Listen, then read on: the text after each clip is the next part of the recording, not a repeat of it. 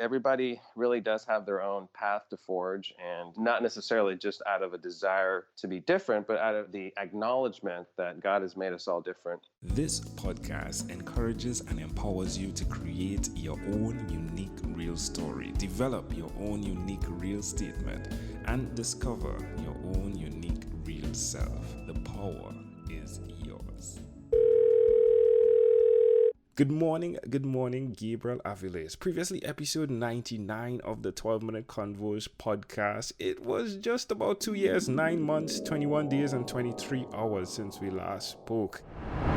Don't believe the myth that there is such a thing as a self-made man. We are all influenced by someone. We all need each other, and encourage everyone to continue to pour into others as you were poured into as well.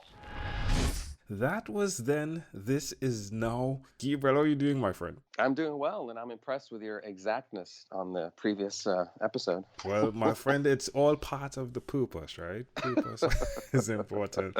So how are you doing? Last time we spoke, you were in Tennessee. Are you still there? Still in Tennessee, at Franklin, Tennessee, outside of Nashville. Gotta love it. Yep. So how are things? Like, what's new in your world, my friend? Last time we spoke, belief was a huge topic, yeah? Belief. Yeah. And your belief in relationships as well. How's that going? It's going well. I mean, it's still very important, but yeah, things have been going well.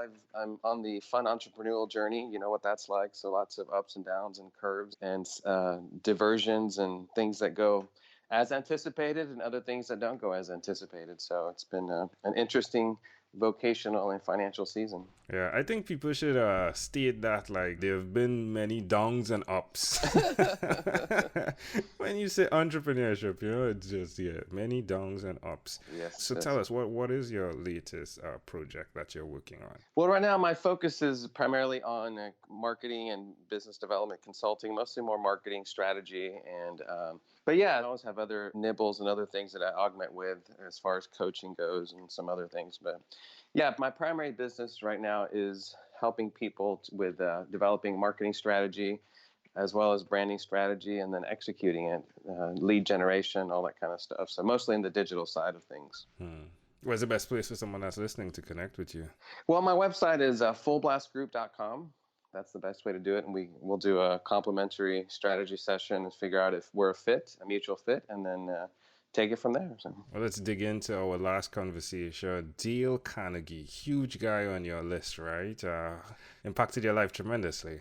Absolutely, yeah. One of the books that I encourage everyone to read, whether you're in business or not. If you're a human, it's a great book to read. Now, your wife, is she still with you? Yes. Were you expecting her not to be? Are you surprised? Well, it's just, given the statistics of marriage, first of all, yes, it is a great question to ask, right? Just to be sure, yeah? That's true.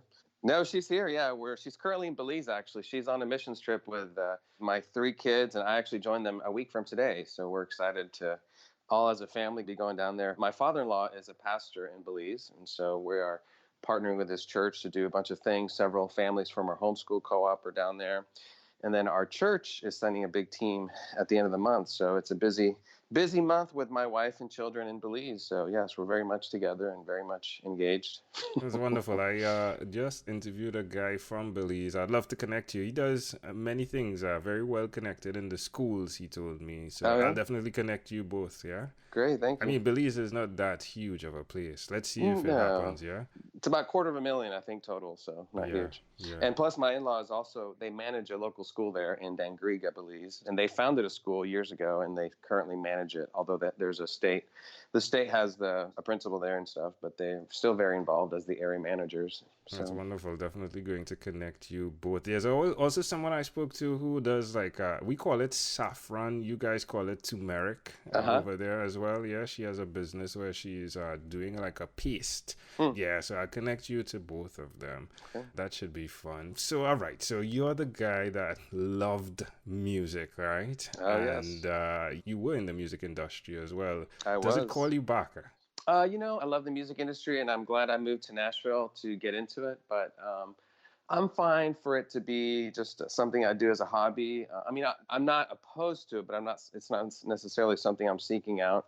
I've always tended to be more intrigued by the new and the different. One good thing about entrepreneurship is that I'm dealing with different clients and different kinds of businesses and different scenarios a lot. And so I like the variety, and I'm fine to be where I am right now. So no regrets about getting into the music business, but I'm also not regretting no longer being in it. So now your children average ages like 13, 11, and 6 by now, yeah? They're 13, 11, and 6. Yeah, Yeah? you're pretty much on the money. Yeah. How has what you've been doing impacted them? Well, it's great to be able to be at home. I work mostly from home, so it's great to be around them. And because we homeschool them, I'm around the family a lot, maybe more than they want me to be sometimes. but but it's great to be able to, break away and do what I need to do and hang out with them for lunch if I want to, or see them here and there. And with the exception of the occasional interruption where I need to be focusing on something and they want me to talk to them, it's a great blessing to have kids around and be able to really be a part of them growing up, to be honest. It's not everybody gets to do that. Definitely. No self-made man is something you spoke about. And I think we were talking about it from the perspective of having great people around you, surrounding you. But what's really awesome is that you've done that internally, like charity begins at home. You've created a structure where you aren't a self-made man. Would you say that's accurate? I guess we're very focused on, relationships. And like you said, there's no such thing as a self-made man. I think we all need other people in our lives. A lot of our life is built on, obviously, foundations that we lay down or that are laid down for us during our childhood years. So we take our parenting very seriously, and we're blessed that Tanya, my wife, can be a stay-at-home mom and homeschool, and that I work from home. And it's a huge blessing because those are years you never get back, right? And it's no condemnation to parents that both of them work outside the home and the kids go to school and whatnot. But for us, we felt like it's a very important thing to be intricately involved with them. And we have, as parents, we feel like we're the primary responsibility for their growth, whether it's spiritual, mental, physical, is on us. And offloading that to a school system or others wasn't really what we wanted to do, because, like I said, ultimately we're responsible for that. So, and we're blessed to be able to do that. And everybody has a different path, so I'm not judging or criticizing anyone else, but that's just our conviction. Now, it's really easy to get stuck in your own world. How do you maintain the balance? Oh, well, it's very easy. Our kids are still they're very sociable. I mean, they're in gymnastics and music lessons and dance. And I mean, they have so many sports, they have so many things that they do. And we have such a great community that we go with. In fact, on this mission trip, 4 other of our homeschool families are out there with them right now. So we are very much in tune with the outside world, so to speak, and we have a lot of relationships. In fact, sometimes too many to keep up with. There's always some birthday party, some event some recital that we need to attend. That's from somebody that we love, and that's a big part of our lives. So. Well, my friend, I want to interject and say thank you within this interview. I want to say thank you for being true to your own unique, real self. I wish I could I can ring a bell, right? Like I go like bing, bing, because you've stuck through. You've stuck to the thing that you said you wanted to do, which is God and family and friends, and built that triangle, that pyramid, if you would, of what's necessary for your purpose. I want to say thank you because it's great to be your podcast accountability partner. Come back after 2 years, 9 months, 21 days, and 23 hours, and to know that you're doing what you set out to do. So, well, thank you. Thank you for that. Thank you for now being the foundation of the podcast, episode 99. And again, today, before we leave in closing, is there anything else you'd like to share with our amazing audience?